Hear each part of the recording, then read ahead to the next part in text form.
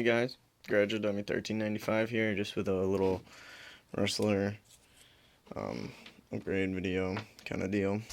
Um, I did a 74 mile per hour run with this VXL. That was with this gear setup right here, 31 tooth pinion gear with a 76 tooth spur gear and a 11.1 volt 3 cell 3000 milliamp battery. I actually have two of these. Second one is right over here with my Onyx LiPo charger. I got those batteries and the charger off a neighbor for like $60, which was super awesome. So as you can tell, I've done a decent amount of things to this. So when I got this had the TQ 27 megahertz. This thing right over here had this, the old-fashioned 27 megahertz. I don't know why it's not focusing. Megahertz. So I got the TQI, Bluetooth compatible, even though I don't have an iPhone. But what a difference. It's amazing. This was an XL5, so the Millennium was like the first update that I did. I had the RPM front bumper right away, and the RPM rear motor guard. I did have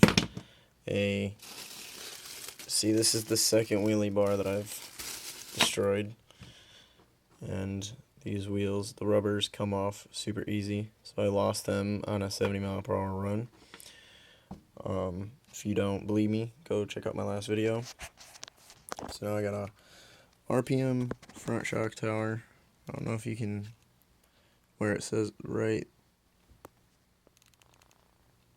RPM, and an RPM front and rear A-arms. Have these aluminum turnbuckles, front and rear.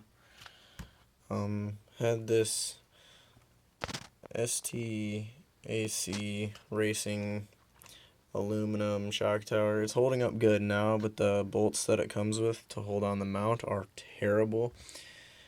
You'll end up stripping them out trying to get them tighter. But, you know, I threw some Loctite in and stuff, and they scratch really hard, so don't plan on using that top mount. And if you do, make sure your body isn't like mine. My body's really shitty. I ordered a new body, and it's going to be red. I think the red and blue will really stick out, and it'll look pretty sick. So yeah, RPM front and rear bumpers. Otherwise, I'd have the wheelie bar on there, which got to get another one in a week or so. RPM caster blocks, both sides. They didn't have blue, just took what I could get, so because I don't feel like waiting. And that is, I think, everything thus far.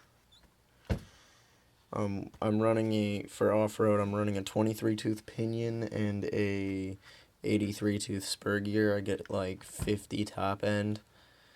But the only two things that I have left are the drive shafts for the rear, obviously, and then the bearing carriers front and rear.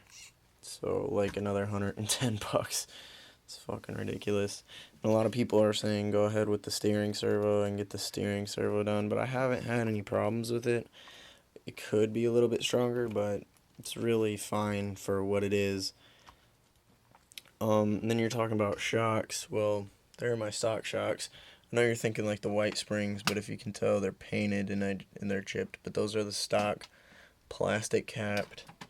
These are the big bore shocks with the aluminum caps and gold plated whatever. Not gold plated, but anodized aluminum or whatever. And they're pretty good.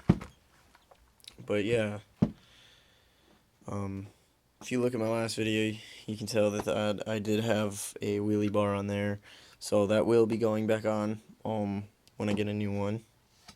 But I have an 86 tooth spur, brand new, just in case. Got like a 19 tooth, a 24 tooth. I have a what is this, like a 32 tooth? I don't know. But yeah, I've just been eating up stuff alive so far. So yeah, I like it. It's got the nice blue look. And so far I just run it on the street and stuff because I got these anacondas. But once I get the drive shafts and bearing carriers, I'm gonna do whatever I want with it, and it'll be pretty much done to me. I might or might not get the steering servo upgraded stuff, but I doubt it. This is, the setup. If you want to go 70, I would suggest moving these mounts in and this mount out, so then it sits even lower. It sits pretty low as it is because I'm just running like in the front yard and on the road and flying up and down the street and doing a little course like that. But I'm having like rear wheel issues. Like one will be pointing really far in. So, alright guys, peace out.